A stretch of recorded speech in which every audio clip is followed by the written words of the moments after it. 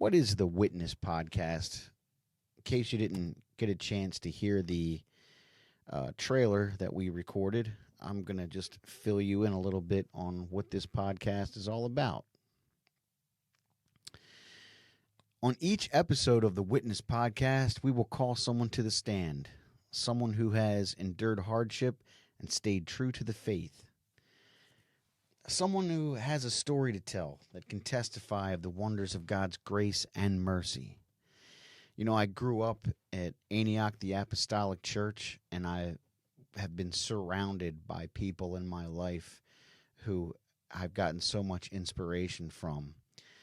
The stories that I've been told, and even a lot of stories that I've seen play out in front of me, have given me the ability to go another day when I look at my own trials. I look at the stuff that I'm going through, and I look at the stuff that others have gone through around me, and I say to myself, if they can make it, I know I can make it too. Another thing is I've been amazed at how many stories are around me. And, you know, I guess I feel like it's kind of unfortunate that, you know, a lot of these stories don't get told on a large scale. So one of the purposes of this podcast is to sort of create a platform for some of these amazing stories that seem buried in the congregation to get out and be told. So you know, I don't want it to be just like a 15-minute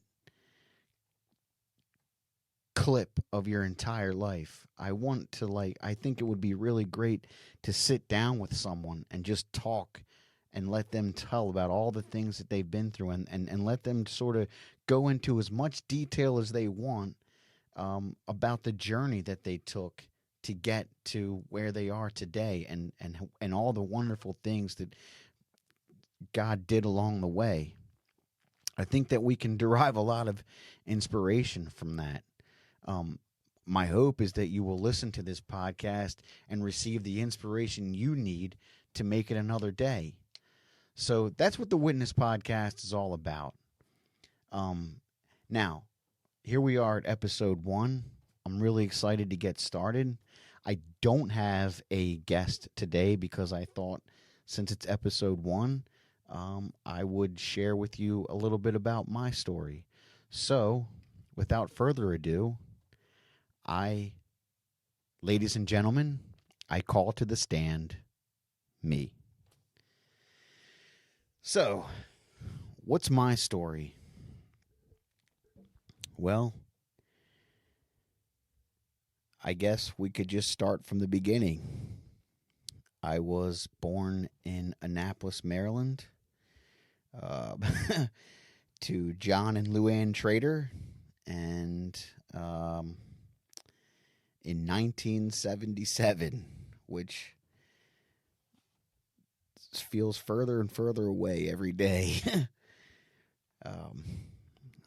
You know, sometimes I know that people that are my age and older can relate. It's so hard to believe when you look at how old you are. It's so hard to believe sometimes that you could actually be that old. But here we are, and I've covered a fair amount of ground in 47 years, so I'll talk to you about some of it. So when I talked about, you know, as far as my younger years, I don't, you know, it was a pretty idyllic childhood. I don't really have anything,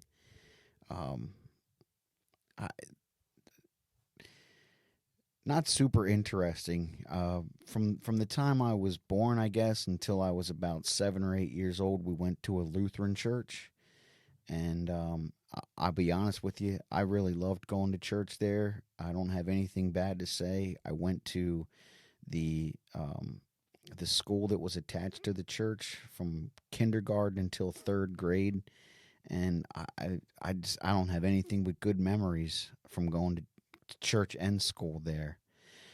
But you know, my dad, I think it was my father who, and I'd have to check all this with my mom. I'm not sure, but I'm pretty sure my dad, he was teaching like a teenager Sunday school class, and he started to really get into the Bible and studying things out, and there was a lot of things that he was studying that he couldn't quite wrap his mind around. And so he would go and talk to the pastor of the church and try to get answers, and the pastor would just sort of brush him off and say, well, John, these are mysteries, and we don't have all the answers, and we may never have the answers. And that wasn't really satisfactory for my dad. So he started searching, and I don't. I want to tell his story in a different episode, so I'm not going to go deep into it. But long story short, he had a couple of guys that were working for him that started attending church here at Antioch, the Apostolic Church, and they bugged him and bugged him and bugged him to come to a service with them. And between their badgering and his desire to know a little bit more, I guess he finally caved and came to church here and really liked it, and wound up getting baptized in Jesus' name and getting filled with the Holy Ghost. And then eventually he managed to get my mom to come, and the rest of us followed suit. I'll never forget the first time. I still can remember the very first time I came to church here at Antioch. I was completely blown away by the tempo of the music, and I remember seeing people running around the church, and I thought, man, I was like 7 years old, and I thought, man, this is cool to be able to run in church. It's crazy. And so I really loved it as a 7-year-old. But yeah, that's where it all started. And then just things went from there. Growing up, our family, we never really had a whole lot of money. I know that my parents struggled a lot financially. My father had his own power washing company and paint company, and it was a difficult thing to do. Feast or famine. That's how it kind of goes in that world. When I was about 16, he became a professional firefighter, and my mom started working at the school here at Antioch, and things started to get a little bit better financially then. I want to say though, no matter the financial struggles we had, I always seemed to have a good time. I mean, we always seemed to enjoy life however we could.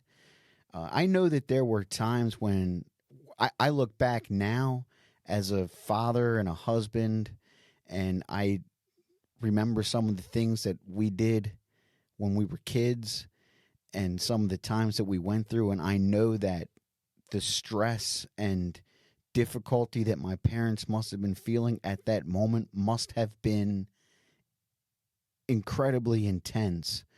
But for me, it just felt like a cool adventure. I want to give like one example. I remember it was like, I think it was Christmas night, and we came home from being at my grandmother's house, and we had run out of heat. We had run out of oil in the tank, I believe, and we had no heat in the house. So we wound up having to go back to my grandmother's house and spend the night there. Now, as a parent looking back, I know that my parents must have been devastated that night. But for me, I thought it was really cool that we got to go back to my grandmother's house and spend the night there. And there was a lot of times like that growing up. And so that was the cool thing. Like, my parents, even though we were going through this financial difficulty, they did well at shielding us from the intense stress that they were probably dealing with, because I don't remember it feeling like a bad thing. Even though, like I said, when I look back, I know that it probably was a really bad thing.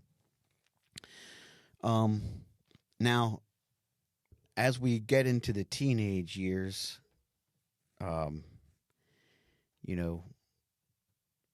definitely, I would say, as I got into junior high school and senior high school, 13, 14, 15, 16. We're heading into the 90s. And that's when things for me started to get a little bit more difficult. Growing up in the 90s at Antioch,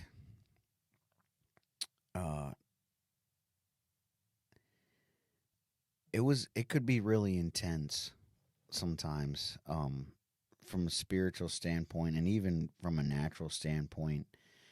There were times when it could just be really intense. I'm gonna say some things, and I have deep love and respect for the people who brought me up in this church, and for the people who oversaw me, and for the leadership, and particularly my pastor at the time, now Bishop Chester Wright. I have deep respect and love for him and his family.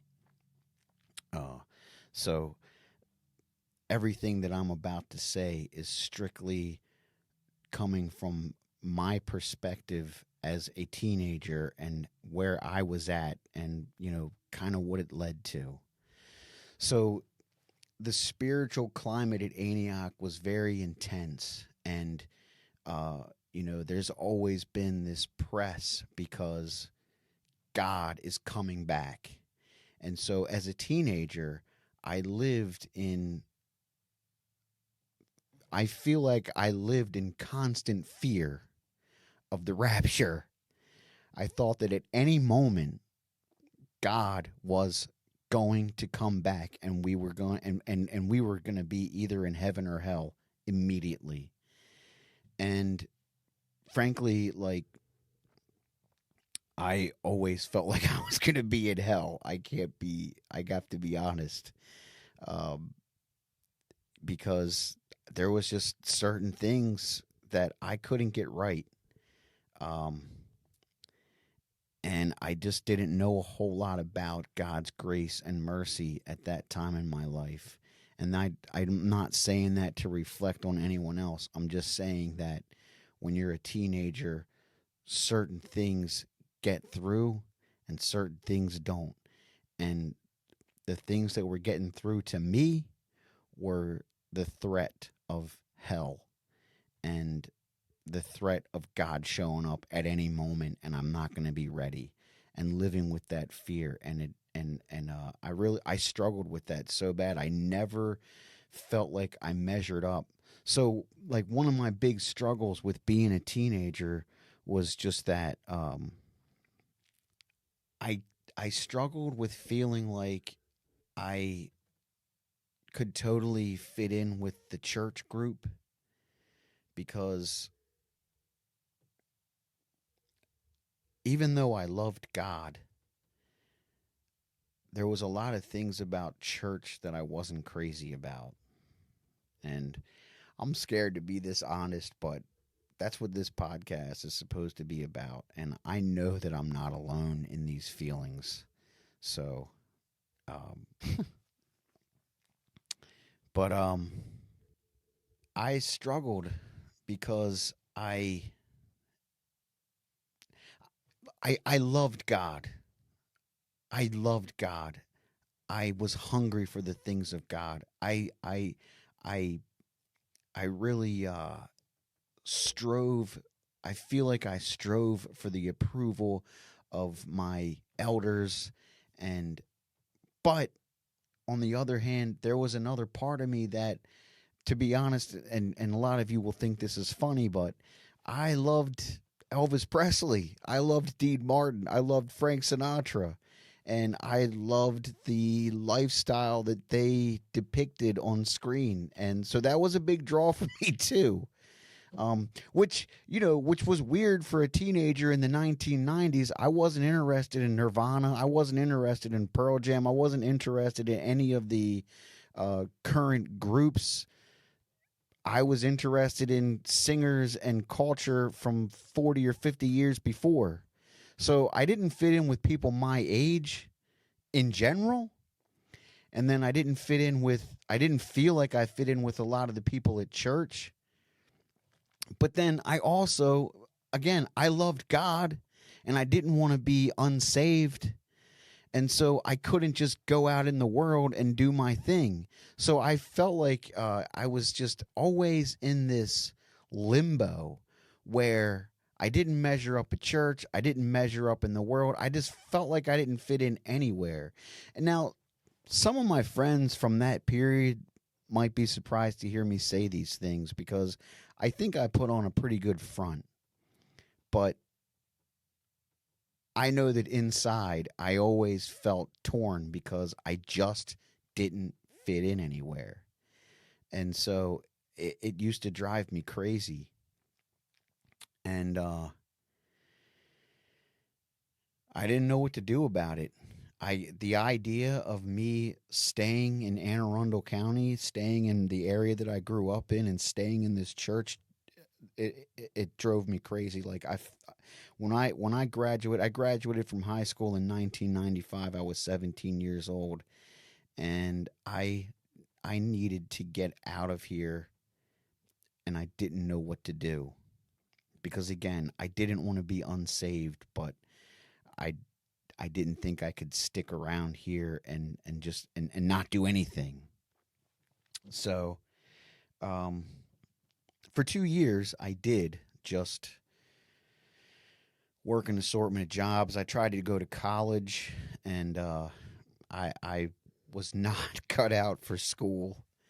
Um, I don't know, something that really affected me. I don't know exactly how to say this. I just felt my mom worked really hard to get me into our local community college. Like I said before, we didn't have a lot of money, and so my mother, she worked really hard to put together this financial aid packet so that I could get a grant to get into the community college, and they accepted it. They gave me a grant. They let me come in, and I just totally had no appreciation for what she had done. And you know, I wound up dropping out 3 months after 3 months.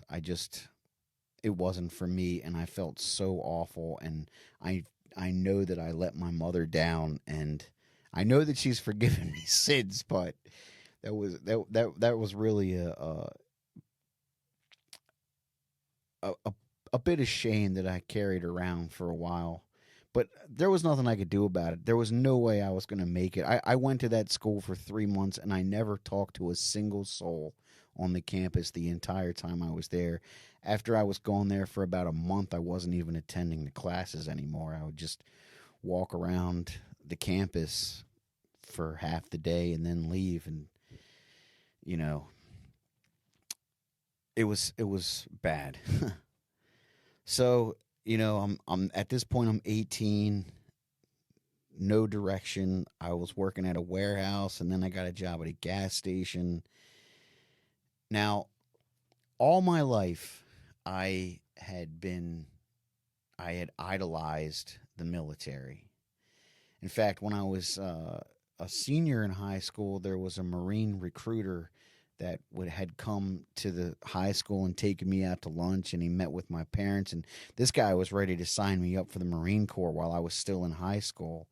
And my dad was like, we got to put the brakes on this, man. We need to look at some other things first. So let's not go there just yet, Kevin. So that cooled off, but after I was out of school for about a year and still didn't really have any direction. And thinking about the military, I mean, you have to understand, I was quite ate up when it came to the military. I mean, I love history. I was always really patriotic. My father, I got all that from my dad. He was a huge lover of history and very patriotic. And so, I mean, to the point that we used to go to, we used to be World War II reenactors and Civil War reenactors. So it was a huge thing for us.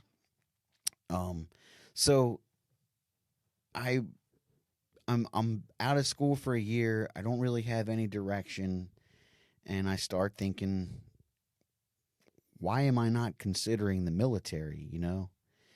Um, so I started to really think about it.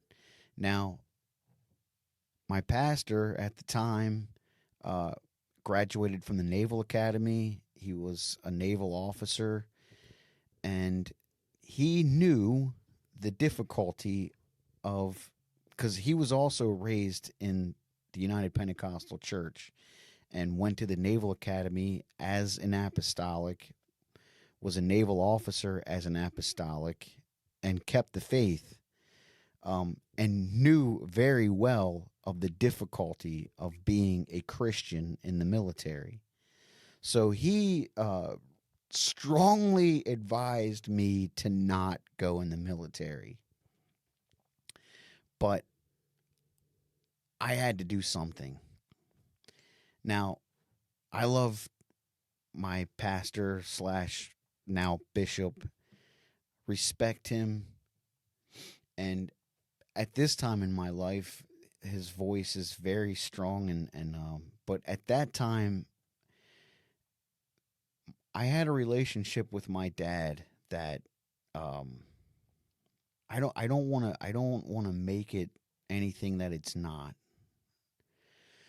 But my father and I had a lot in common, from our interests, even our musical interests, um, our personalities. Just anybody who knew my dad and knows me, they always. I mean, I got sick of hearing it. How much I remind people of my father. When I was younger, I used to hear it all the time, and I got to the point that I got so sick of hearing people say how much I reminded them of my dad. So in saying that, though, my father has always been the person who I would take his advice over anyone else's, because my dad was not the type to say things just because he thought that was the right thing to say. If he didn't know what the right thing to say was, he wouldn't say anything. And to this day, I feel like no one has understood me quite the way my dad understood me. And I'm going to give you a small example of that. An example of the way my father didn't really care about social norms, and B, how he truly understood me the way no one else understood me. Earlier, I was talking about how I, you know, loved Dean Martin, Frank Sinatra. Well, uh, one of the big clubs that Dean Martin and Jerry Lewis were a comedy team, and one of the big clubs that they used to play was the Copacabana in New York City.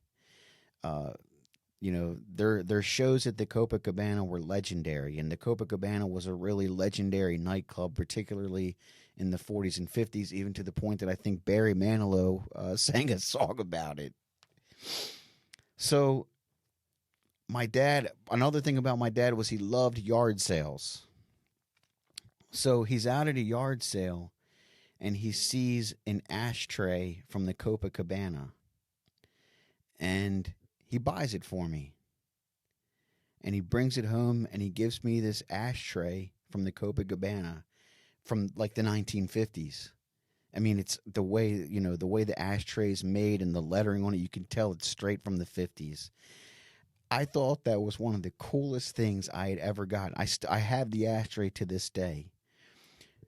The thing is, like, my father was apostolic. So how many apostolic people do you know would buy an ashtray from a nightclub for their 16-year-old son? But my dad knew how cool I would think that was. And so he didn't care about what he should or shouldn't do. He just knew that it was something that was really awesome, and he understood that it was that I was going to think it was really awesome, and so he bought it for me. And I mean, it was just that's one of the most meaningful gifts. And I don't want to take away any from any of the other gifts I've gotten, but I'll never forget that. And that little anecdote is an example of what I mean by my father understanding me and not caring about, necessarily the right thing that you do in a certain period. You know what I'm saying there. So when I'm struggling with what I should do with my future, and I know that my pastor at the time isn't crazy about the idea of me going in the military, but I don't know what else to do. Well, my dad says to me, knowing who I am, knowing what my interests are, he says, Kevin, if you don't go in the military, you're always going to regret it. When he said that to me, I knew he was right. The military it was something I had to do. So he takes me to the Army National Guard recruiter, and I take my ASVAB and I get a really good score on it. And I think that my father,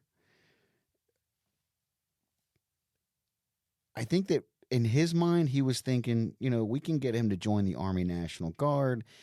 He'll scratch the military itch, but he'll only serve 1 weekend a month, so he'll still be home. But what my dad didn't know was that a fire was being lit, and I'm thinking, look, if I'm joining the military, I'm joining. I'm going. I mean, I'm not going to be a weekend warrior. I'm going all the way, man. I mean, I wanted to get out of here. I want to do some traveling, so I talked to the Army National Guard recruiter, but the whole time I'm talking to him, I'm like, nah, I'm going to go talk to the other recruiters.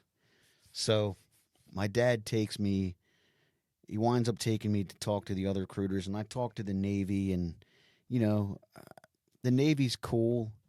And growing up, for a period of time, I wanted to be a naval pilot. I watched Top Gun, I thought flying an F-14 off an aircraft carrier, there's I still think there's not much cooler than that. But I didn't have the grades, for that. And I couldn't really see myself as a regular seaman. So I the idea of being on a ship for 6 months at a time didn't appeal to me. So I never really was serious about joining the Navy, but I did talk to the recruiter. And then I talked to the Army, and, I got a lot of respect for the Army. I love the Army Airborne Rangers, General Patton, Dwight Eisenhower, all the greats came from the Army. But in my mind, I'm like, man, if I'm going to be in the Army and I'm going to be a ground pounder, then I'm just going to go in the Marines, So, if we're going to do that, let's just do it, let's go all in on that. So I talked to the Marine recruiters again, and that was an interest. But then I got to the Air Force guy. And one thing that struck me about the Air Force was every time I would go to the recruiting office, it would be, 6 o'clock, 6:30 at night. Navy'd be there working, Army'd be there working, Marine would be there working. But the Air Force was always closed. And that intrigued me. So I started to be somewhat interested in that. I finally caught the Air Force recruiter one day after talking to all the other recruiters, and I sat down with him, and I sit down, and he's just looking at me, and I'm like, okay, well, because, you go to the other recruiters, and they're showing you videotapes, and they're giving you all these brochures, and they're telling you everything that they're going to offer you, and the Air Force guys, he's not saying anything. So I'm like, well, what do you guys have to offer? And he looks at me and he says, well, What do you have to offer? And that guy, when he said that to me, he hooked me because I thought, is the Air Force really that special that, you know, I have to offer you something? And that made me feel like that's what I wanted to do. And he kind of made a big deal out of my ASVAB source. I mean, he was probably just playing me, but he got me. He got me good. You know, he was impressed with my ASVAB scores, which is a test that you have to take. It's like an aptitude test to see what jobs you'll qualify for in the military. So the other thing I really wanted out of the military was travel. I really wanted to travel. The Navy could offer travel, but like I said, I didn't know if I could handle being on a ship 6 months out of the year. And then Marines and Army really couldn't promise me a whole lot of travel. But the Air Force guy was like, yeah, you'll travel a lot in the Air Force. So that hooked me too.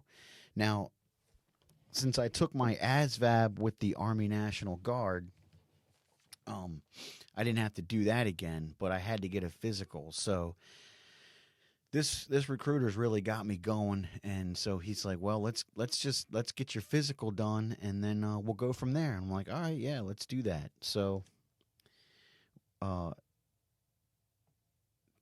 there's this thing. People who have been people who have been in the military will know what I'm talking about when I say MEPS. I don't know what that acronym stands for, but it's like a processing thing, and that's where you get your physical.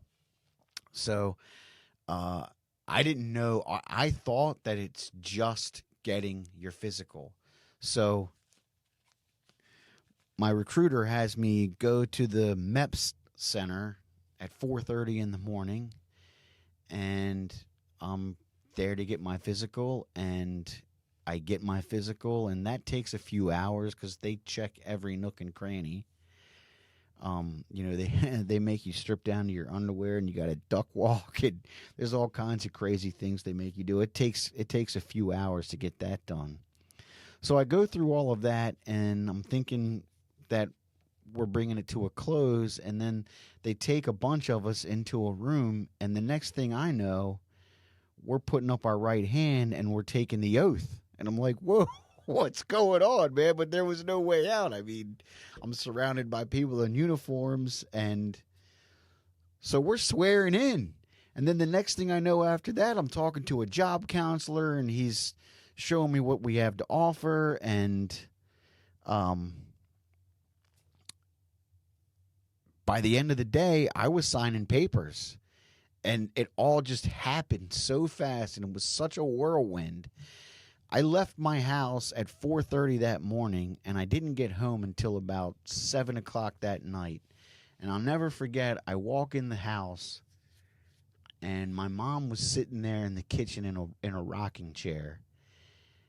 And she says, "Where have you been?"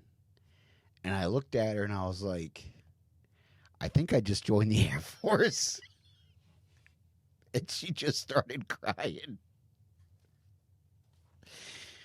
I had no idea that's what I was doing that day, but that's what I did. That was in January of 1997, and I shipped out for basic training in May, that following May of 1997. I went to basic training for 6 weeks, and then that was in San Antonio, Texas, and then I went to Wichita Falls, Texas for, I think that was an 8-week course, and then came home for 30 days, and by October 14th of 1997, I was heading for RAF Lakenheath in England. So it was a crazy little whirlwind there. So I want to tell you a little bit about some cool things happened leading up to basic training and then in basic training. If you're familiar with ANIOC, you probably know about a meeting that we have once a year called the PAS meeting. And that originated, I think it originated there. It may have been something before this, but I remember back in the 90s it was called a meet meeting. And a meet meeting is basically when a bunch of preachers from around the country would come up here for a week of really intense prayer and training and teaching. So and as a member at Antioch, a lot of times we would get involved too. So, and I'm telling you that because of what I'm about to tell you. um, a week before I shipped off for basic training, we had one of those meetings here at Antioch, and a cool thing was the preacher, the pastor of the church at Lackland Air Force Base, the pastor of the UPC church at Lackland Air Force Base, actually came to the meeting here at Antioch. So a week before I went to basic training, I met that pastor. And he was like, "Man, when you get down to basic on Sunday, you come to the church there and you make sure you catch me." And he was like, "I'll let you call home." He's like, they don't give you a lot of time to call home, when you're in the dorms. But if you come to the service, I'll let you use my office. You can come home. He's like, on Sundays, when you're up here for church, they can't say one single word about how long you're gone. You can be gone all day. It's they can't say a word because it's a religious thing. He's like, so you can come sit in my office in the air conditioning and call home, and you can even bring friends and let them use the phone. So that's something I like to do for the recruits. So I was like, man, that's awesome. So I had this great hookup when I got to basic training.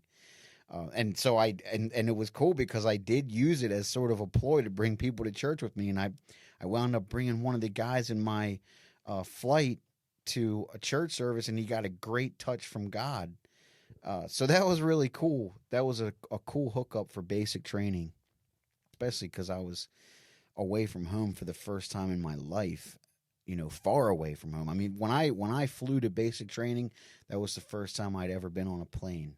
So it was really nice to have that hookup there. So I did pretty good in basic training, and then when I got over to tech school, I didn't really work that hard to find a UPC church to go to. I didn't really find a church at all to go to when I was in tech school. I didn't really do anything bad in tech school. But all my friends, uh, you know, when it came time for the weekend, man, I mean, all everybody did was drink. I didn't drink, but I just hung out with them. So it just, there wasn't no spiritual edification going on for me for that whole period of time. And I remember when I came home, my pastor just was asking me about how the whole time was. And when I told him that I couldn't find a UPC church when I was in tech school, he was like, "You couldn't find a UPC church in Wichita Falls, Texas?" I always felt bad about that. I really felt like I let him down, but you know, in all honesty, I didn't even look for a church. I was starting to drift at that point. I said earlier that I never felt like I fit in. I didn't fit in with the world. I didn't fit in at church.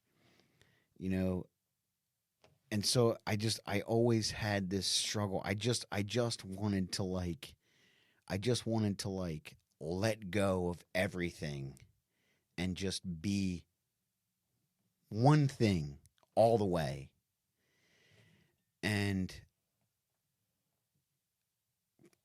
But I just had all of these restraints on both sides, and it used to just drive me nuts. But that time in tech school, being away from church, the grip that church had on me was definitely starting to loosen. So I get orders for RAF Lakenheath in England, and I come home for a month, and I go to church the whole time, and I probably had some good prayer, and was feeling pretty good, and then I wind up. I head for England for RAF Lakenheath, 3,000 miles away from home. I'll never forget, like, when I first got there.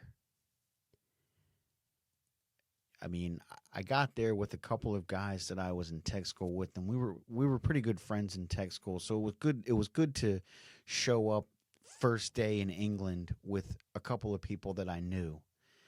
But 3,000 miles away from home, I'm 19 years old, and it was a pretty lonely feeling. I remember, like, every night I would look at my clock and think about what time it was at home, and try to imagine what everybody was doing at that time. And that went on for a good 2 weeks. But, as the days go on, you start to make friends, you start to get comfortable, and so life starts to happen. Now I'm there on base, and crazy thing. Now, I went into a career field in the Air Force. I had a lot of options, but I really wanted to do something that was military. Like, I didn't want to do a job in the military that I could do as a civilian. I wanted to do something that was, something that was military. So the career field that I got assigned was called a munitions specialist. So basically, anything that had to do with bombs and missiles, that's what that career field centers around. We tested missiles, stored bombs, stored missiles, and my particular job was to take bombs and missiles from the bomb dump and drop them off to the flight line. So it was a pretty cool job. I mean, I spent most of the day out on the flight line around F-15s. So that was a really cool job. But I'm telling you that because that particular career field is known to be one of the rowdier career fields. I mean, everybody we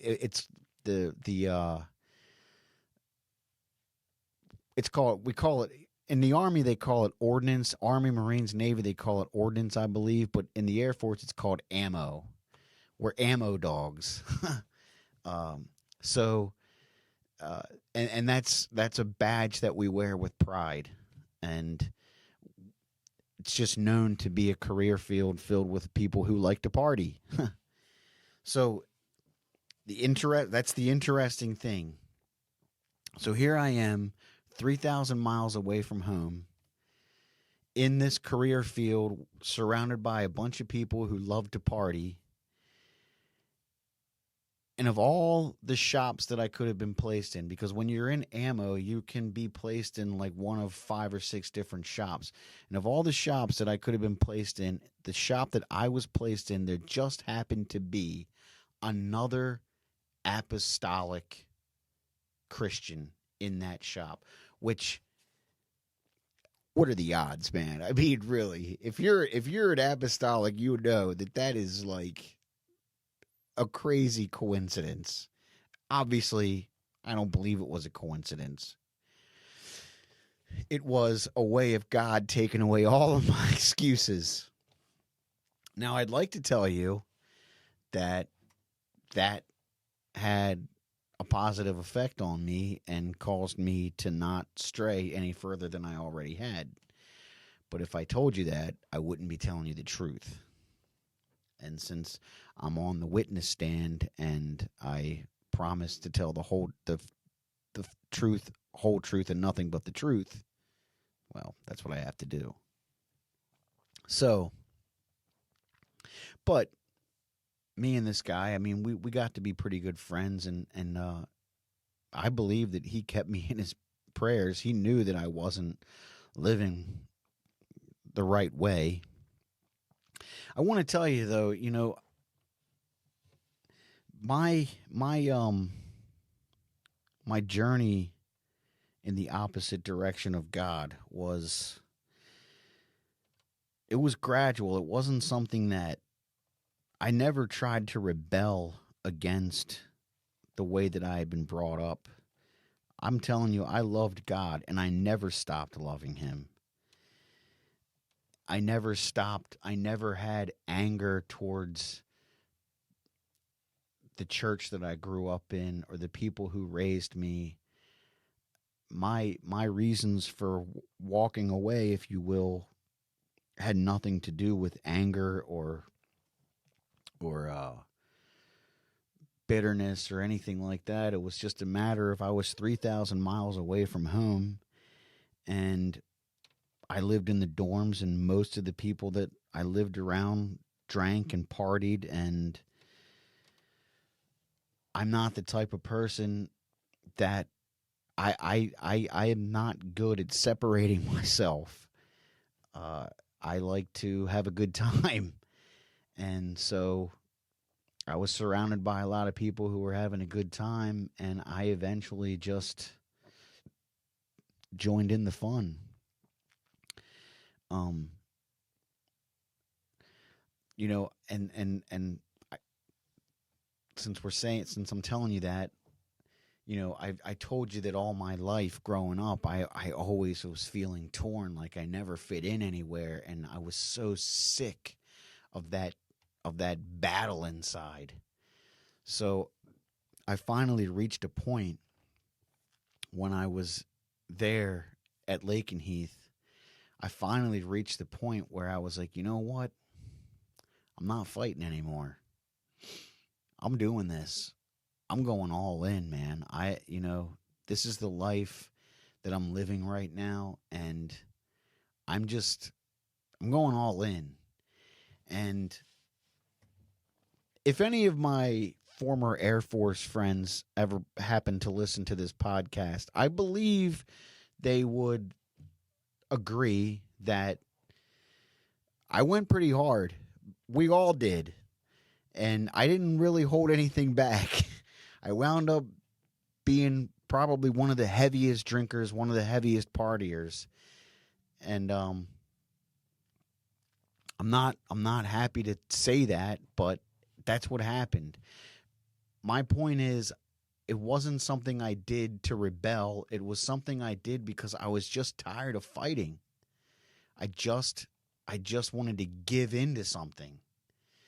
And I wanted to be cool. I wanted to be accepted. You know, I'd spent all this time in my life never feeling like I was really accepted. And I I know that people that I grew up with probably will hear me say that and they're like, nah, that can't be. But inside, I didn't feel accepted. And when I finally just let go of the reins and just went all in with that party and lifestyle, I was well accepted, and I loved it. I loved the feeling of being accepted, and I just went crazy with it.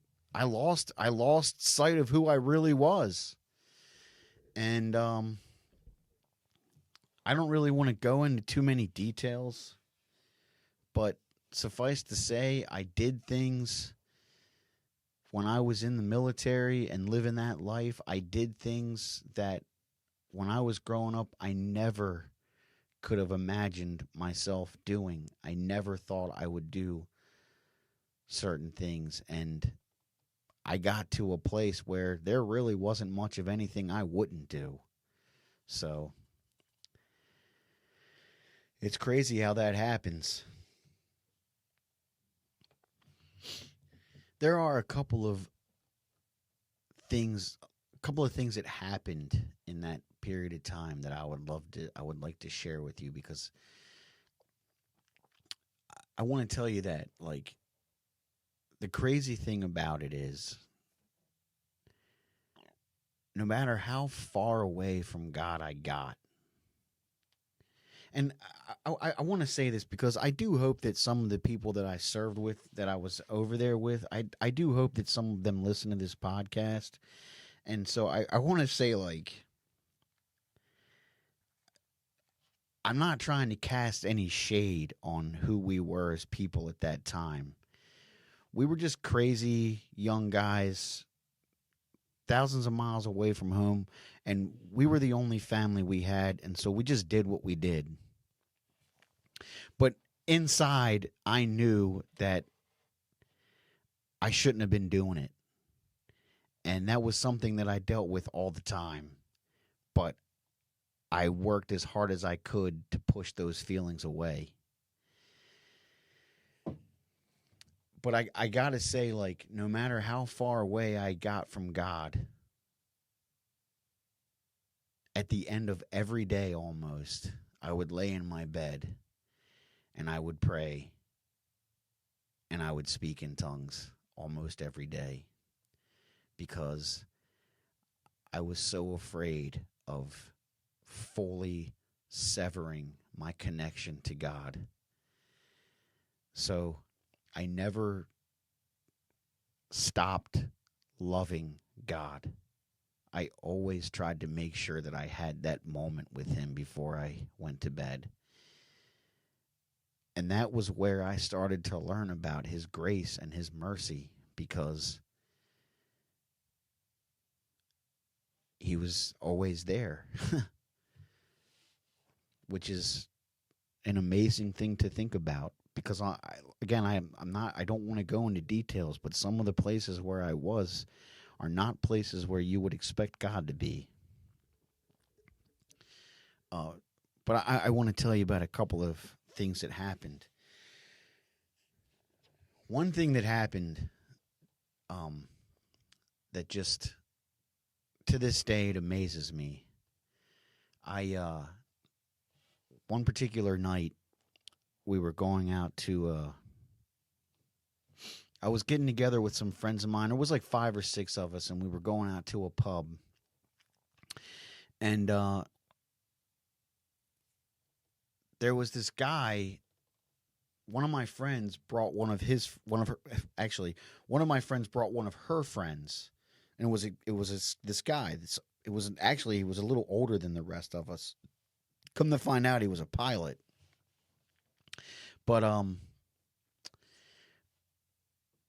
we didn't know who he was at the time. So there was like 5 or 6 of us, and here's this guy that I'd never seen before. And we're heading out to the pub, and we get to the pub. We're all sitting around this table, and we've got beers, and we've got we all got cigars, and so we're smoking these cigars and drinking these beers and telling jokes and having a good time. And throughout the course of the time, this guy keeps looking at me, and I'm trying to ignore it, but he just, like, he's starting to, like, bore holes into me. And I'm not a confrontational person at all. Like, I feel I'm a pretty nice guy. I'm not a fighter by any stretch of the imagination. But the way this guy kept looking at me was definitely starting to irritate me. So eventually, as nicely as I could, as non-confrontational as I could, I said, "Hey, man, is something wrong? Because I feel like you're staring at me, and I don't know why. It might be in my head. Maybe you're not staring at me, but I feel like you are, and I'm trying to figure out, is there an issue?" And he looks at me, and he's like, "You're a Christian, aren't you?" And I was like, I look at my beer in my right hand and my cigar in my left hand, and I hold them up, and I'm like, "Well, what do you think?" And but he pressed me. He was like, yeah. He's like, yeah, I see all that. He's like, but you're a Christian, right? And I'm like, well, I said, I believe in God. I said, but obviously I don't practice anything right now. He was like, no, I know, but you're born again, aren't you? Now, especially in, I guess that was like 1999. Born again was not a term that you heard very often, and it especially wasn't a term that you heard very often among my set. The people that I was running around with, people don't know what born again means back then, and definitely not in the group that I was hanging out with. So when he said those words to me, my buzz completely went away, and I stopped dead in my tracks, like. And I'm like staring at him like completely stunned. And I'm like, how do you know that? And he just looks at me and he's like, I don't know, man. I could just tell. And it was at that moment I knew that I was never getting away from this. You know, the old thing, you can run, but you can't hide. I found out what that meant. Now, I'm not going to tell you that I turned my life around that night, but it was just God's way of telling me, hey, Kevin, I've got my hand on you, man, and I've got a purpose for you, and you're not going to get away from it. So, remember that. And then there was this other time when this was 1999. It was I had been gone from home now for 2 years. And my friend Jesse was getting married, and he was, the girl that he was marrying was from Maine, so he was flying back to Maine to be with her family and to marry her. And he asked me and another friend to fly to Maine and be a part of his wedding. And I hadn't been home in 2 years, so I thought, well, I'll do that, and then I'll go home for 30 days. So I was going home for like 37 days. I had like 40 some days of leave. I never took leave because we always had 4 or 5 day weekends. There was really no need for leave. But so I went home for 40 days, and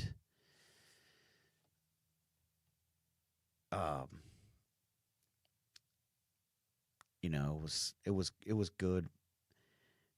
There's a lot of baggage that I carried for going home on leave. There was a lot of baggage I carried because when I went home, at that time in my life, I was living a very selfish existence. My whole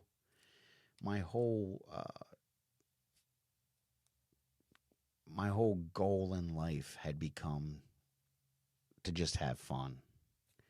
I was all about partying, and I had become so selfish. And when I went home, I felt like I had this enlightened attitude, like, I don't know. I had started to listen to a lot of, I had started to listen to the Doors and music like that, and read a lot of books in that realm. And I was thinking that I was learning all of these new ways of thinking. And I went home and I tried to, show my dad how smart I had become. Little did I know he had been there, done that. I wasn't even realizing the fact that he grew up in that time period. So, what was I really proving to him?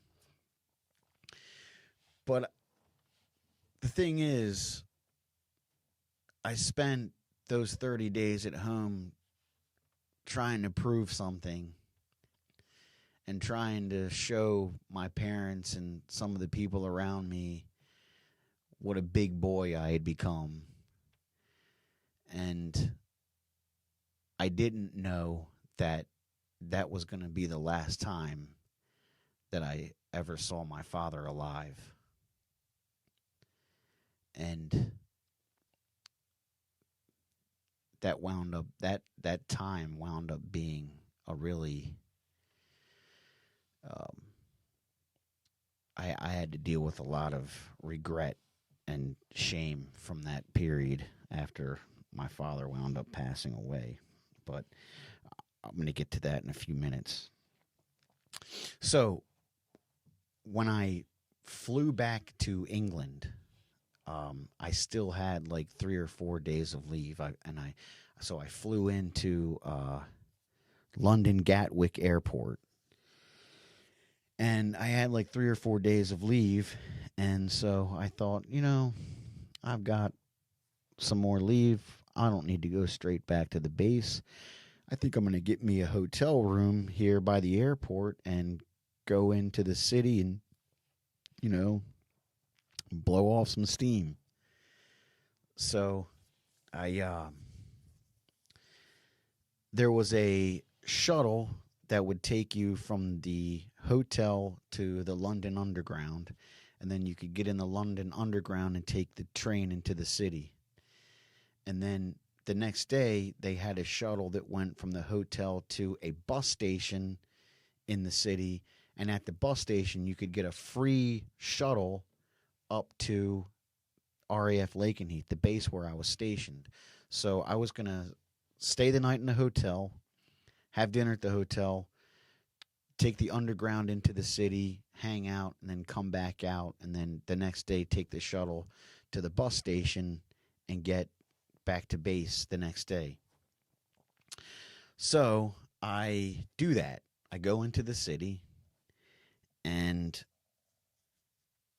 without going into details, I went into one of the seedier parts of the city, and I don't know how it happened, but I really don't remember a whole lot about that particular period of the night.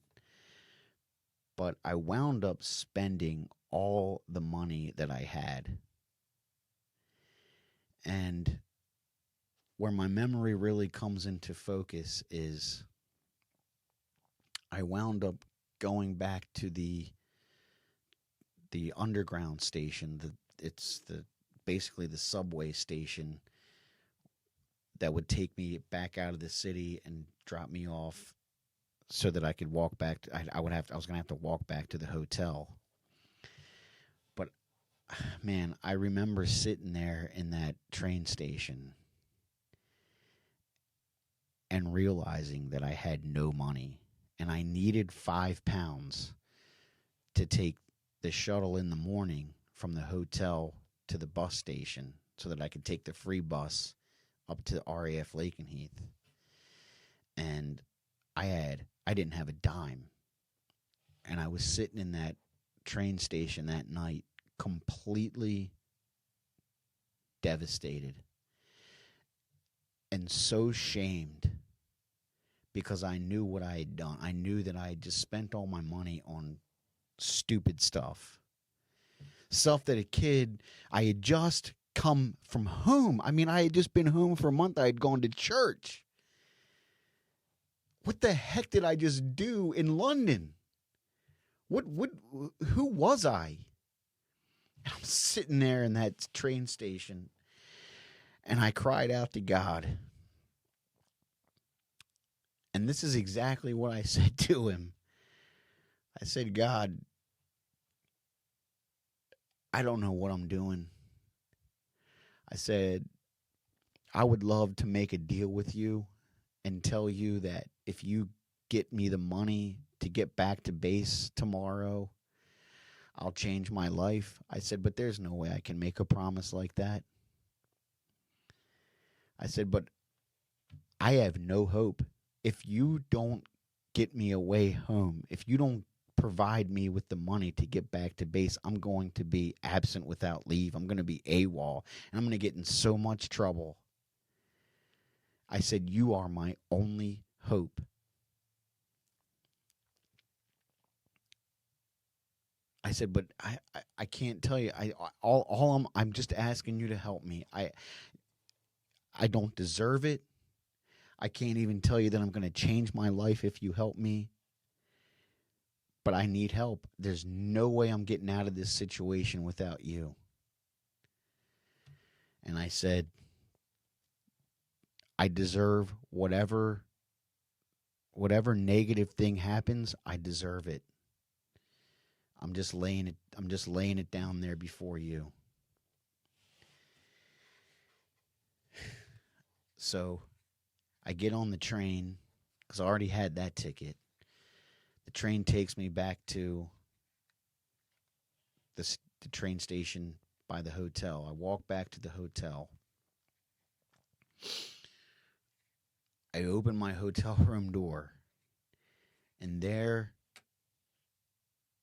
right in the middle of my pillow, as if someone walked in and laid it on my pillow, there was a 5-pound note right there on the pillow. It was exactly what I needed to get back to base. And I just completely lost it. Like, I can't, to this day, it's nothing short of a miracle, honestly. To this day, it just blows my mind that God did that. And so those two things, you know, where that pilot called me out for being born again, and then that seeing that 5-pound note in the middle of my pillow, those two things were like hooks in the midst of all of my riotous living. It was those were two moments where God just showed me, my hand is here. I've got you, man. You're not getting away from me. And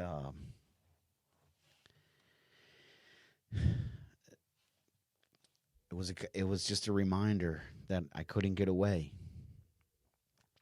So I'd like to tell you that after that, I got myself together and I started living for God, but that wouldn't be true. Like I said, man, I loved having a good time, and man, having a good time has just always been a huge temptation for me.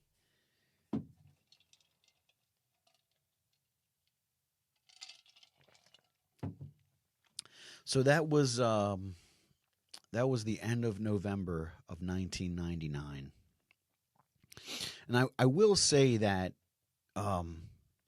as we go into the year 2000, some things were starting to change in me. You know, the partying lifestyle, and some of my friends that I'd gotten there with, that I'd gotten to Lakenheath with, and that I'd grown really close to. They were like my main core group that I hung out with.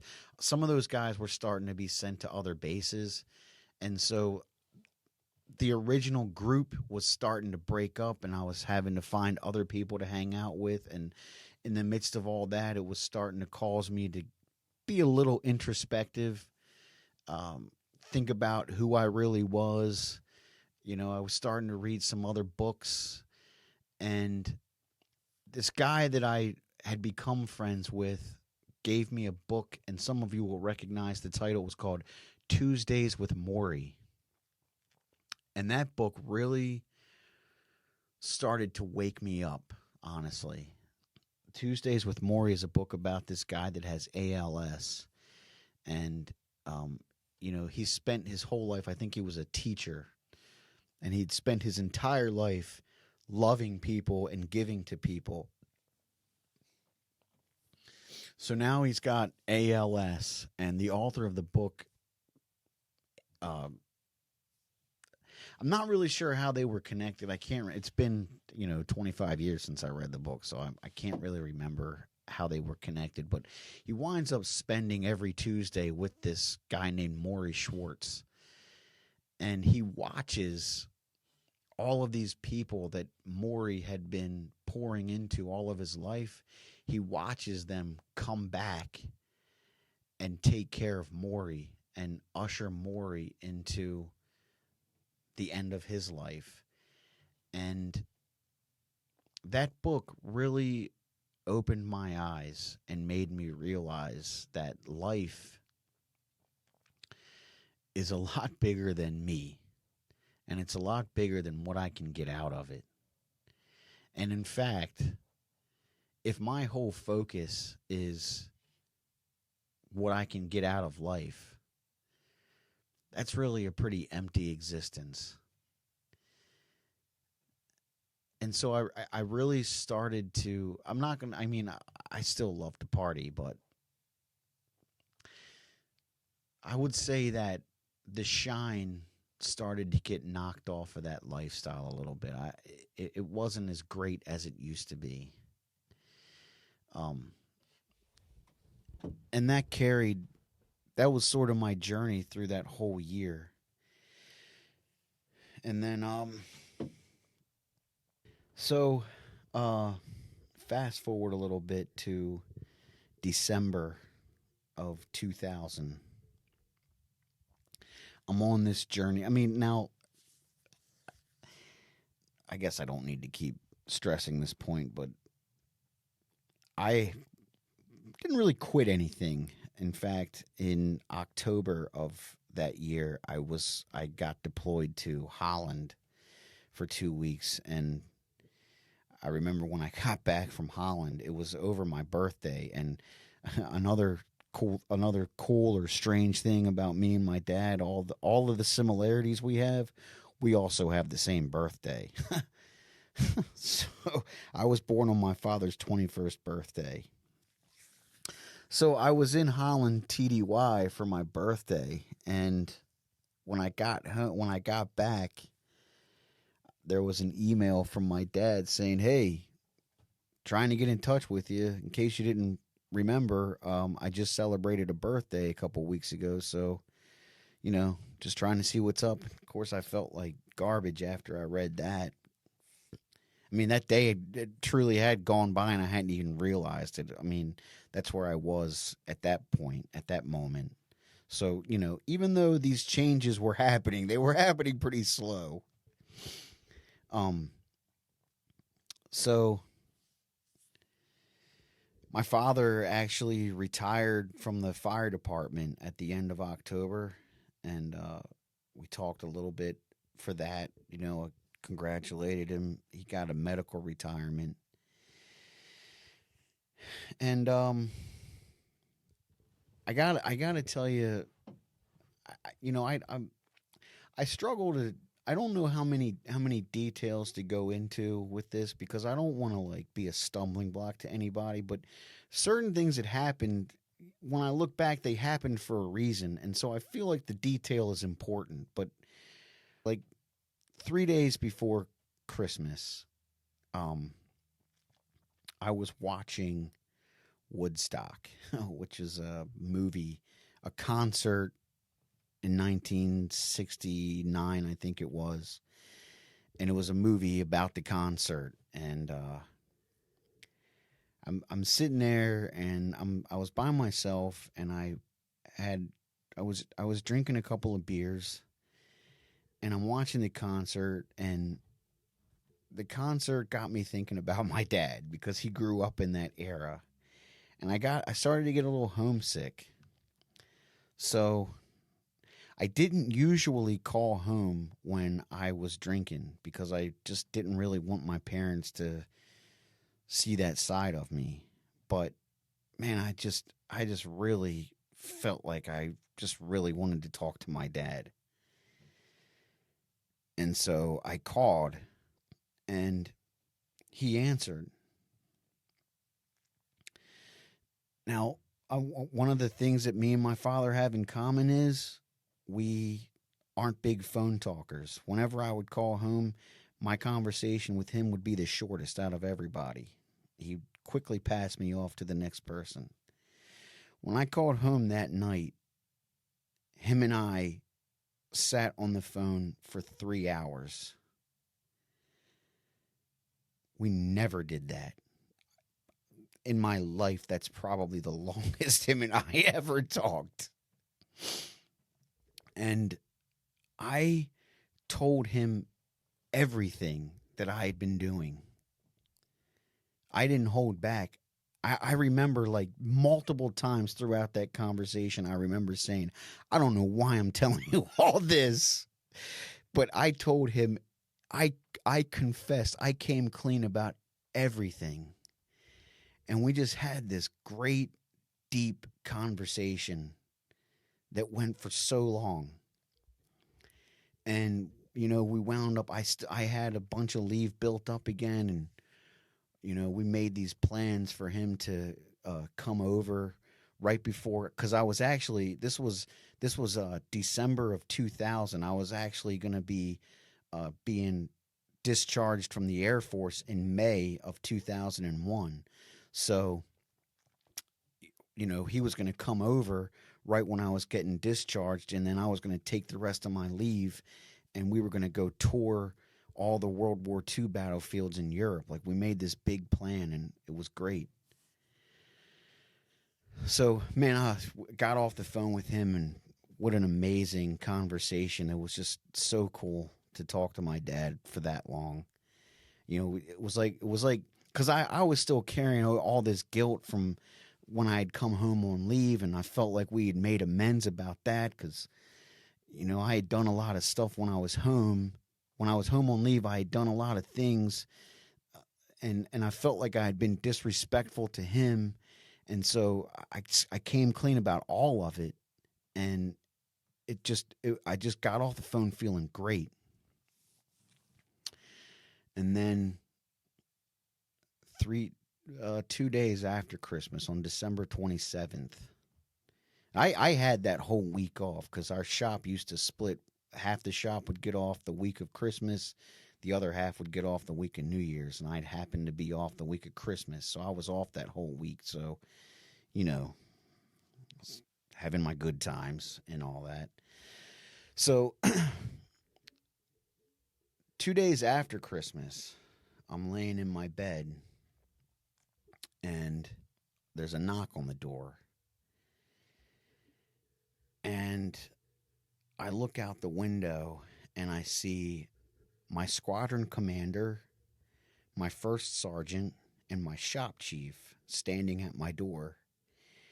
And my blood immediately runs cold. And even though my blood's running cold, I have immediately sweat is coming out of every pore of my body because I see those three guys standing at my door, and all I can think is, what did I do?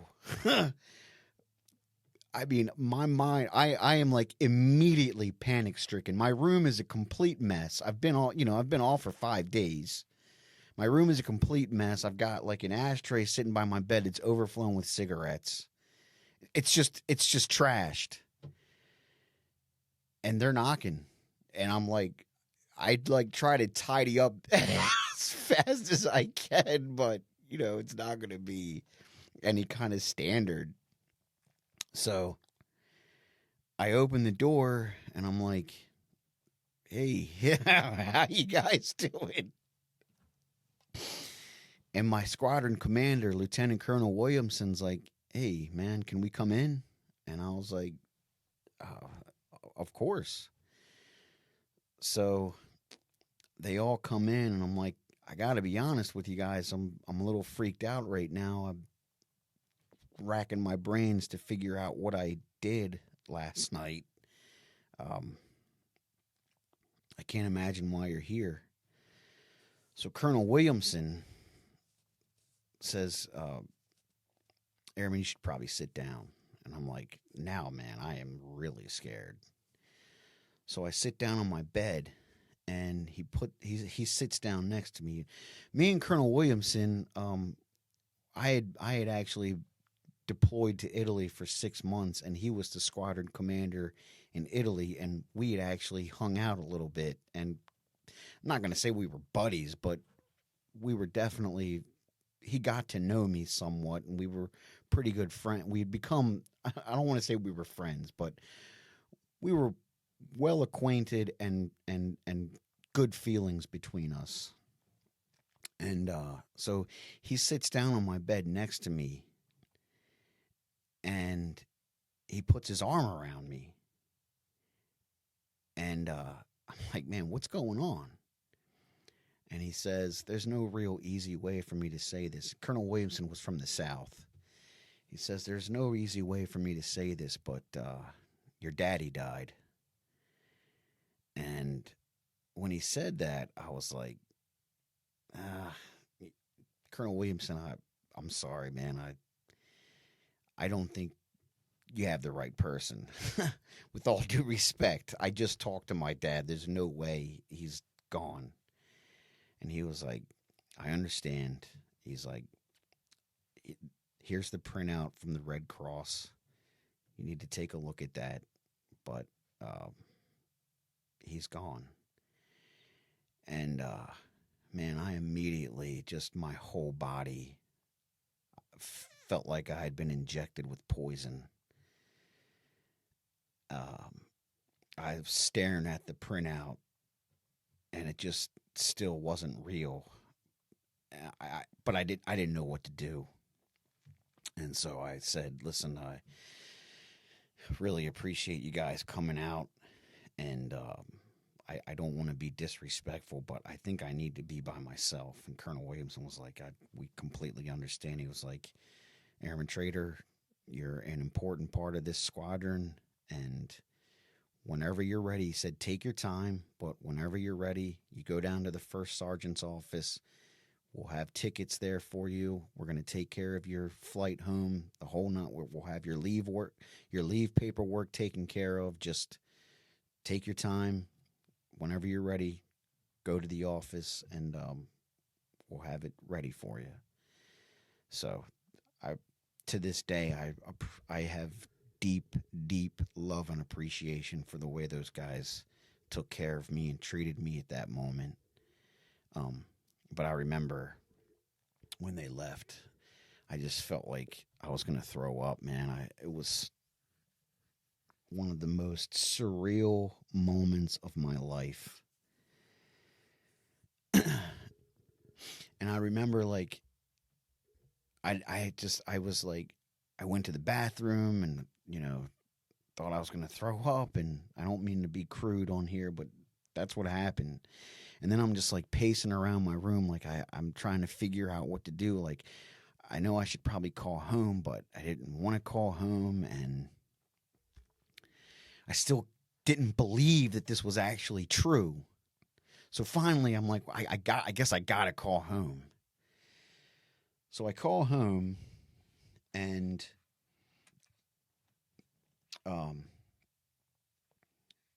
very one of this guy was my high school teacher.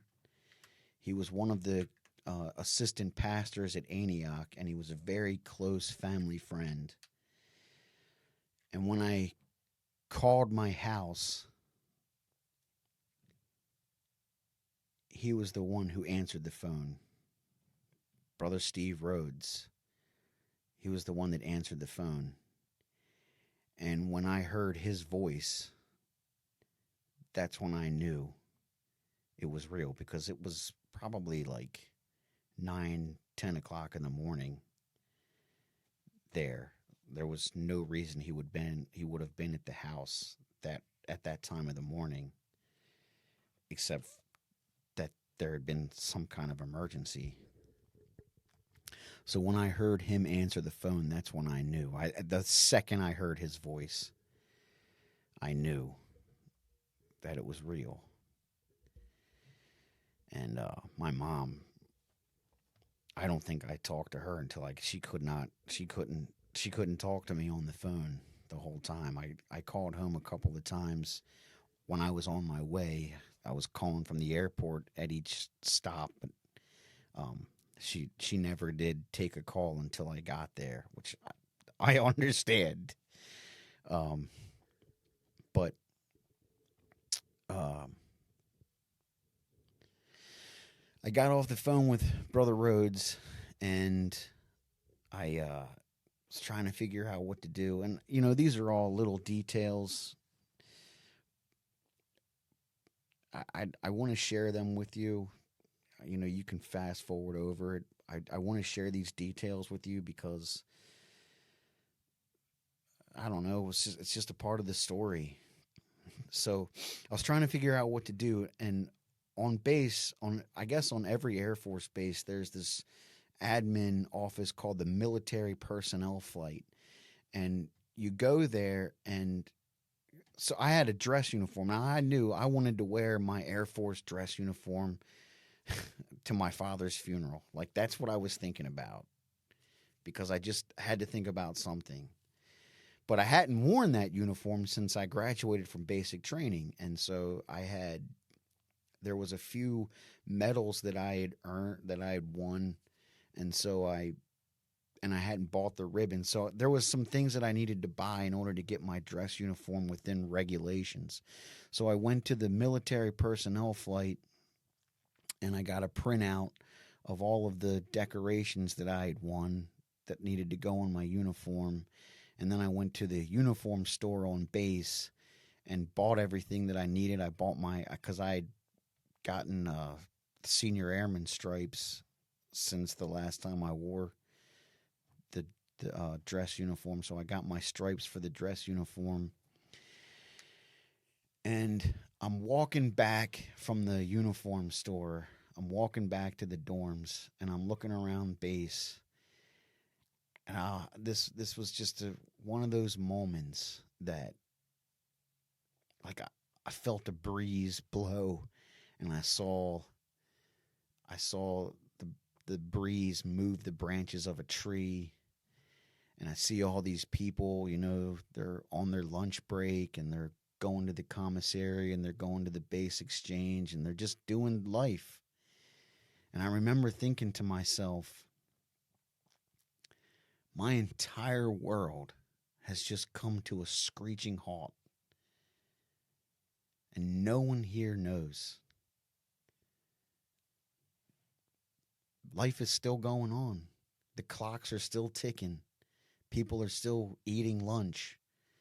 The breeze is still blowing.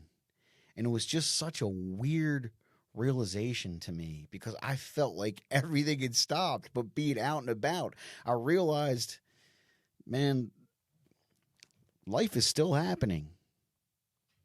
It was just a really weird moment.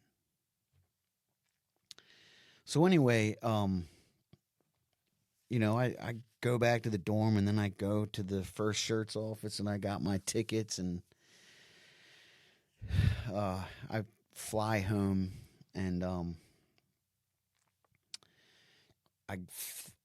the only tickets they could get me was, so I said earlier I grew up in the Annapolis area, so our local airport is BWI, but there's also Dulles over near D.C., and so the only flight they could get me was from London Heathrow Airport to Dulles. So they got me a ticket to Dulles, and then they got me vouchers to take a taxi from Dulles to BWI, and then some of my friends picked me up at BWI. So I flew from Heathrow to Dulles, and I remember, like, here my father, I'm going home. I've got the weight of knowing that my dad's passed away, and I'm on this, I don't know what jet it was, but it's like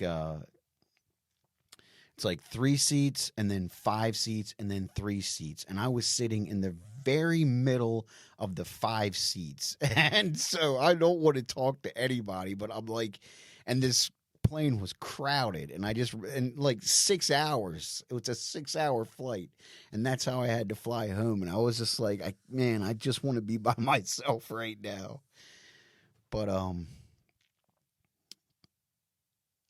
got into Dulles like, I don't know, 8:30 that night, and then it's an hour ride from Dulles to BWI, and so just a little plug for Barranco and Sons Funeral Home in Severna Park, Maryland. They typically closed at 9 o'clock, but they kept their doors open for me so that I could come in that night and see my father late. They were having the viewing that night, and they kept the doors open until like, I don't think I got there until like 10:30. So they stayed open another hour and a half solely so that I could come there and see my father laid out. And man, I'll never forget that long walking into that room and looking across the room and seeing the casket and just seeing the outline of my father's face in the casket, making that long walk up to the casket. And it all really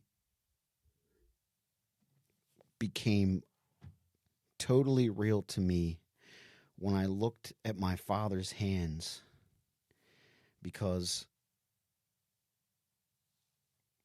I think it was his left hand, his ring finger on his left hand. He did something to it when he was little, and he couldn't straighten his ring finger. So if he held his hand out and would straighten his hand out, his ring finger was always bent. And when I looked at his hands, I saw that, and I saw his ring finger. You know, his hands were placed across his chest, but I saw his ring finger was popped up. And when I saw that, man, I just came apart, because that's when I knew that it was him, and everything was real, and I just completely fell apart. And the rest of that time is a blur. Like, I was at the funeral. I just all I really remember is crying the entire time.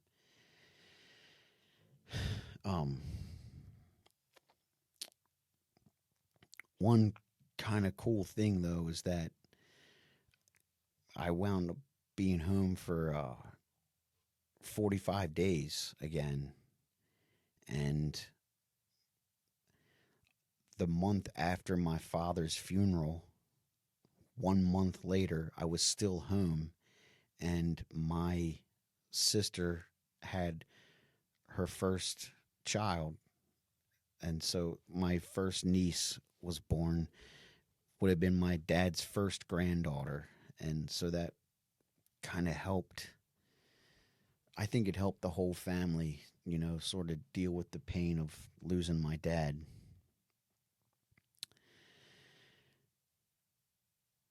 Now I'd like to tell you that that was the moment that my whole life turned around, but again, that wouldn't be true. But that was the moment that I realized I wanted to go to heaven. And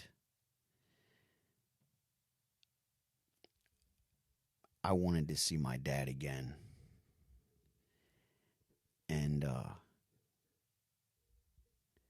it was going to be a long road back, but I remember deciding that I was going to somehow start to make some changes.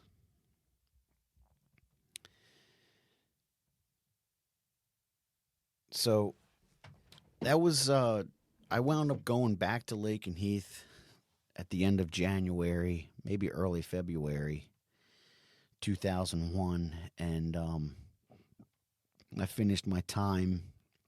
I came home early May of 2001, and was officially honorably discharged from the Air Force on May 14th, 2001. And a month later, me and my brother went to a World War II reenactment in honor of my dad. And I met a girl named Amy at that World War II reenactment.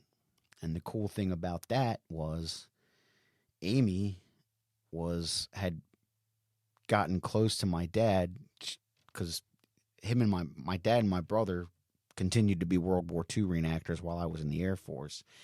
And there was a group that they became a part of that was affiliated with a group that did a home front impression, World War II home front impression.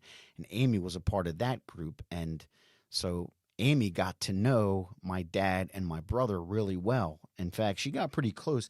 In fact, her and a group of a couple of other people in the group actually came to my dad's funeral, and I met them at my father's funeral, but I didn't really remember because I was in my own little world at that point.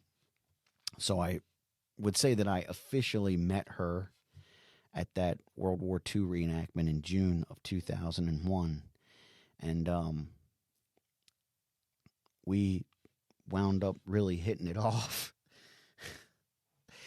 and started dating that summer. And towards the end of the summer, we started to really get serious. And I'm not going to go into a whole lot of detail because at some point I hope that Amy will come on this podcast and tell her story. And so this is where our stories start to blend, and I don't want to tell too much of her story, but this is an important part of this particular chapter of my story. So without going into too much detail, we started to get serious, and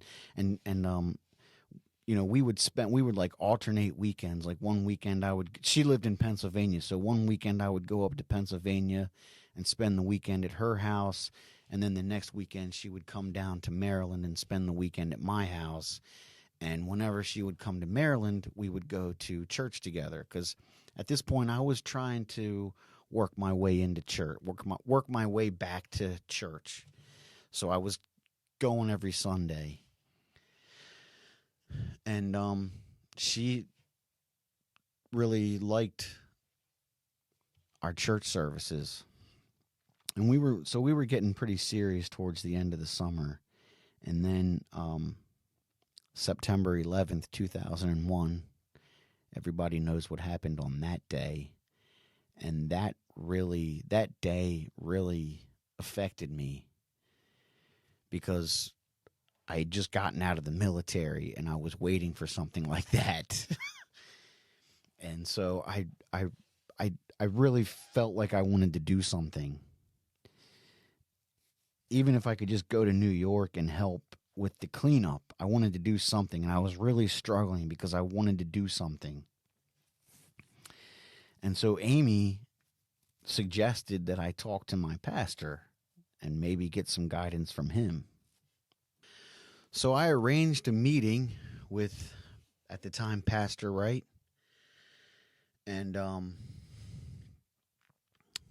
I don't really remember what we talked about. I mean, he basically didn't think it would be a great idea for me to go up to New York. I mean, I think he was really probably worried about the state I was in. I don't know, but I just know that he discouraged me from going to New York, and I took his advice.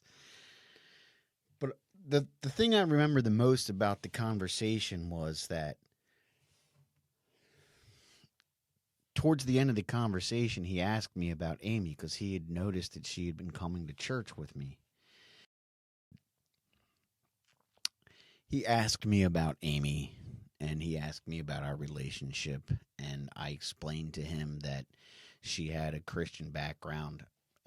I would still say to you that she was a better Christian than me. She certainly knew more about the Bible than I did. And, while I was out partying in the Air Force in England, she was on a missions trip to Honduras. So I explained all that to him, and I told him, he wanted to know, what some of her beliefs were, and he was just interested in what some of her beliefs were. And I said, I'm really not worried about all that stuff. I said, if it's God's will for her and I to be together, I know that God will sort all of that stuff out. And so I just left it at that. The very next Sunday, she came down to the church service. And we're sitting there, and Pastor Wright's up there preaching. At the time, he was Pastor Wright. So, for those of you who know, I'm talking about Pastor Chester Wright, currently Bishop Chester Wright. Anyway, he was up there preaching, and he stops in the middle of the message, and he's looking at Amy, and he goes, "Sister, I've been doing this long enough to know when I'm getting in the way. The Holy Ghost is all over you right now. You need to come up front and let us pray for you." And so we both went up front, and it wasn't 30 seconds before she was speaking in tongues. And I don't know if that was the first time she had ever spoken in tongues, but she got a massive touch that morning. And then that night, we both got baptized in Jesus' name. I had been baptized when I was 12, but Pastor Wright said to me, "Listen, Kevin, I don't do this often, but I feel like maybe when you were baptized at 12, maybe you didn't do that of your own free will. Maybe you were pressured. Maybe your parents really wanted you to get baptized." He's like, "I would recommend, after everything you've been through, she's getting baptized. You ought to get baptized again." So Amy and I both that night got baptized in Jesus' name. Now, when that happened, as I said, we had been getting pretty serious over the summer, and then I had that conversation with Pastor Wright the week before, and I had said, God will work this stuff out if it's his will for us to be together, and it was like, well, this just happened. So at that point, I knew that Amy was going to be the one that I married, and it was less than a year later, on May 18th, 2002, that Amy and I got married. And that starts the next chapter of this story. And that is not just my story. That was 23 years ago. So, as you can imagine, and we've had 5 kids since then. So, as you can imagine, a lot has happened since then, and there's plenty more story to tell. But I don't believe that it is right for me to tell the rest of that story by myself. I think that Amy needs to be a part of that, because that's not just my story, it's our story. So I'm going to wrap this up. I'm not going to say that my life got completely turned around, but I was certainly back on the road, back on the path. Thank you, Jesus. And I want to close this up by saying one of the main things when I look back at my story, one of the main things that I realize about God is that if you don't want him, he'll never let go. He'll never stop coming for you. Oftentimes, I look around, and a lot of the people that I grew up with in church aren't here anymore. And there was a time when I wasn't here. And I know that I'm no more special than anyone else. And I say, why am I still here? Why am I here? Why am I back? And I remember when I was like 13 years old, it was one of those hot and heavy church services. And I went up to the altar, and I remember praying, like I meant it. And I said, God, whatever you have to do, please don't ever take your hands off of me. please don't ever let me go. I said, even if I act like I don't want you, please don't ever let me go.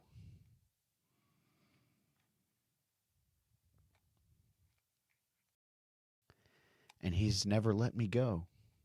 And he showed me that when I was sitting in the pub that night, that he wasn't letting me go. And he showed me that night when he left that 5-pound note on my pillow, that he wasn't letting me go.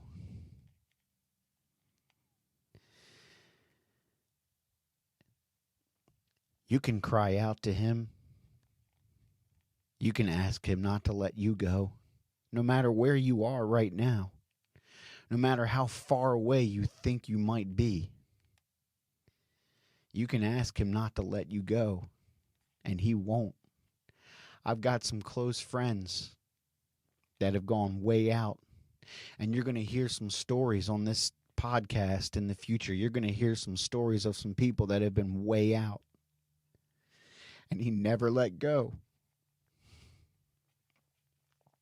Because we can't possibly comprehend how much love he has for us. We can't explain it. We can't comprehend it. We can't even begin to wrap our minds around it. Another thing about him is,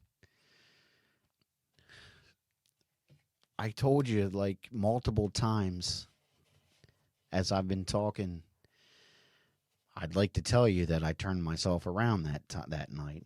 I've said that a few times here. And that's the beautiful thing about God.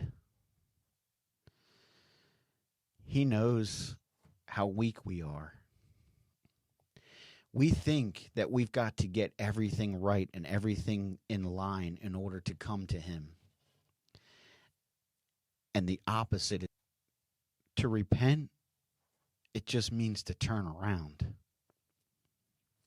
So you can still be in the muck and the mire and just turn around. And you're still in the muck and the mire. You haven't changed anything except for the way you face. And God will lead you out at your pace. I didn't stop doing everything in one day. I just turned around. I told God I couldn't stop doing everything. I told him I couldn't give all this stuff up right away.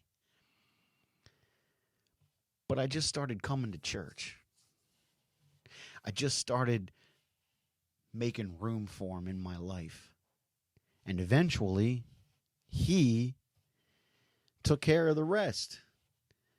The room that I made for him in my life grew. And I can tell you now, 23 years later, the struggles that I had as a teenager with not fitting in and constantly fighting that battle between wanting to be all in for God or all in for the world or whatever, just trying to be all in for something, all those struggles, I don't have those struggles anymore.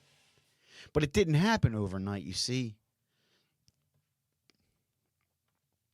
God eventually, and it wasn't easy, man. I mean, like I said, there's a whole other chapter to this story that hopefully I'll tell you some other time. That it hasn't been an easy road. But I can tell you, sitting here now, man, I'm all in. I'm all in for God. And that's a miracle. Because I really loved a lot of things about being out there. I really had a good time. I mean, I'm not going to pretend like I didn't enjoy myself. But I wouldn't trade anything from my journey now. As the old song goes, I wouldn't take nothing from my journey now. I love this, and I love where I'm going, and I love God. And That's a miracle. And that's a testimony. So I'll leave you with that. I'm going to close this up now. I really, if you've stuck with me this whole time, I really appreciate it. I hope that you have enjoyed listening. I hope that this podcast is something that you're interested in and that you'll want to tune in to the upcoming episodes. We're going to try to drop a new episode every 2 weeks. So if you would subscribe to the podcast, you can get notified every time we drop a new episode. So please leave us a review, subscribe to the podcast, and we hope that you'll be a part of the Witness Podcast family. So until next time, this is Kevin Trader, and we are adjourned.